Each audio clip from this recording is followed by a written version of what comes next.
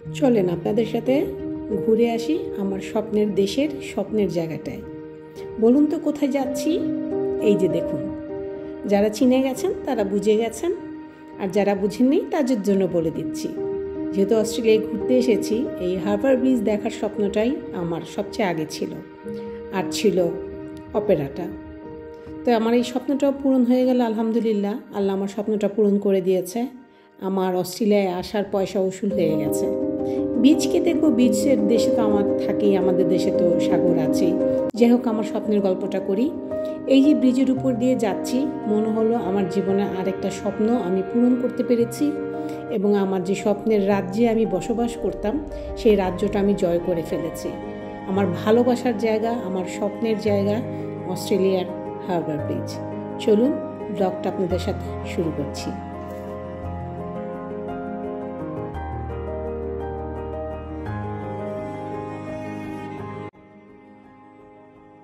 আজকে আমার মেয়েদের ডে অফ, তো ওরা প্ল্যান করলো, যেহেতু আমার শখই ছিল আমি অস্ট্রেলিয়া আর কোথাও বেড়াতে যাই বা না যাই, আমি একমাত্র অপেরা হাউস এবং হারবার ব্রিজটাই দেখব।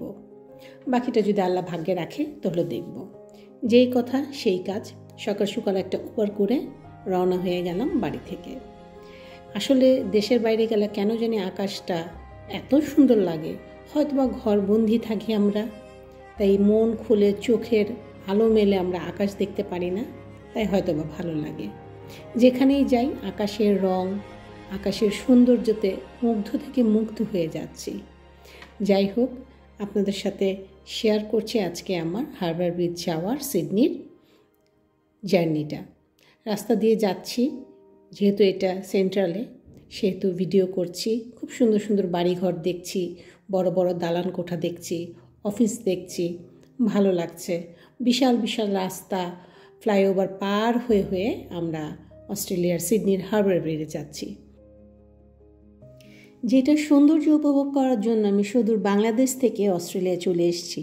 হ্যাঁ, আমার মেয়েরা থাকে, বেড়াতে এসেছি, হয়তোবা সেই সুবাদে আল্লাহ তাআলা ভাগ্যে আমার রেখেছেন এই জিনিসটা দেখার জন্য। তো পৃথিবীতে মানুষ জন্মায় অনেক ধরনের শখ, অনেক ধরনের ইচ্ছা নিয়ে। কারো কারো শখ হয়তো বা পূরণ হয়, কারো কোথাও হয় না, কারো হয় অনেক দেরিতে হয়। তো আল্লাহ তাআলা মনে হয় আমার জন্য সেরকমই কিছু করে রেখেছেন। শখ পূরণগুলো হয়, কিন্তু অনেক দেরিতে হয়।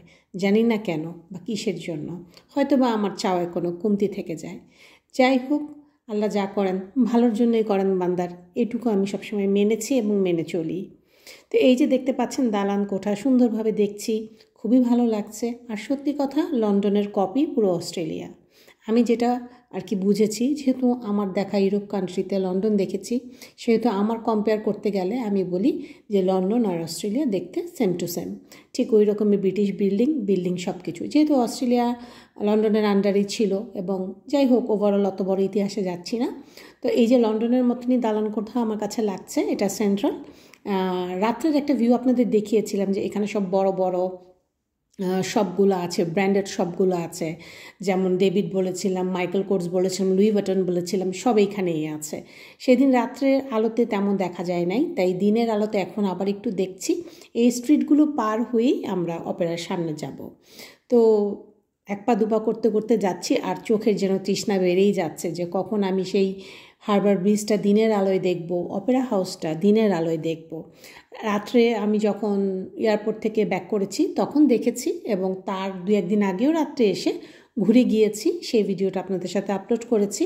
সেখানে হয়তো বা আমি উল্লেখ করিনি যে আমি হারবারের সামনে ঘোরাঘুরি করছিলাম, যেহেতু রাত্রে মেয়েদের কাজ শেষ হয়েছিল, আর সেখান থেকে ঘুরে গিয়েছিলাম। এই যে স্ট্রিট বাই স্ট্রিট পার হচ্ছি, এবং এক একটা সুন্দর সুন্দর দালান কোঠা আমি ভিডিও করে রাখছি। এক পা দুপা করতে করতে কিন্তু আমি আমার স্বপ্নের রাজ্যে চলে এসেছি। তো এই যে এখনই দেখবেন সেই হারবার ব্রিজটা, যেহেতু আমি ওটা ক্রস করেছি, আপনাদের দেখিয়েছি, সেটা কিন্তু যাওয়ার পথে ছিল। আর এই যে এখন আমি যাচ্ছি, তখন আমি উবারকে বললাম যে আমার খুব ইচ্ছা আমি ওই ব্রিজের উপর দিয়ে ক্রস করে যাব। তখন উনি বললো যে অবশ্যই আপনাকে আমি ওখান দিয়ে ঘুরিয়ে নিয়ে আসবো, আগে গাড়িটা পার্কিং করতে হবে। এই যে গাড়িটা পার্ক করলাম, যেহেতু 1 ঘন্টার জন্য আর কি আমরা পার্কিংটা নিয়েছি। নেমে গেলাম এইখানে। এখন আর বলার কিছু নেই, এখন আপনারাই দেখেন, দেখতে থাকেন। এবং আমি আর কি বলবো, আর সবচেয়ে বড় কষ্ট ছিল কি, ভিডিওটা করেছি ঠিকই, বাট আমি আইডিয়াতে ভিডিও করেছি, কারণ প্রচণ্ড রোদ ছিল যে আমি ভিডিওর মনিটর কিছুই দেখতে পাচ্ছিলাম না।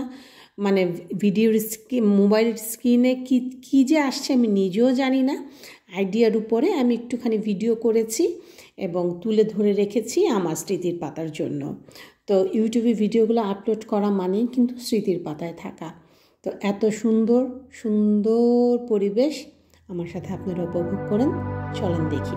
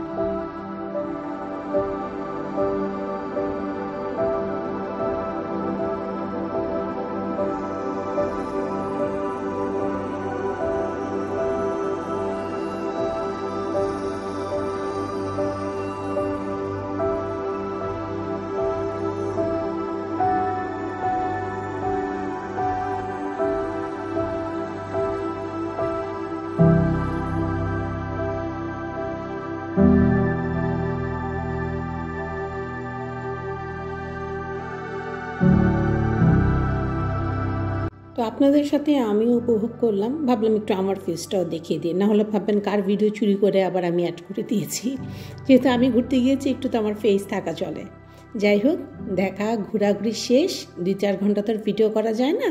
তো এই যে ভিডিও করছিলাম, দেখেন ভিডিও করছিলাম কিন্তু আমি বাইরের দিকটা, কিন্তু ভিডিও উঠে গেছে আমার দিক। এখন আমি কি করব বলেন?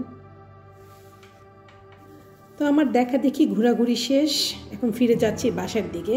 হয়তো বা যাওয়ার পথে কিছু খাওয়া দাওয়া করে তারপর বাসায় ফিরবো। যেহেতু সেন্ট্রালে চলে এসেছি, মিনিমাম আমাদের 2 থেকে 2.5 ঘন্টা লাগবে বাসায় ফিরতে। ব্লগটা কেমন লাগলো, আমার সাথে কিছুটা সময় আপনাদের কাটিয়ে কেমন লাগলো, প্লিজ আমাকে কমেন্ট করে জানাবেন। সবাই ভালো থাকবেন, আমাদের জন্য দোয়া করবেন। আল্লাহ হাফেজ।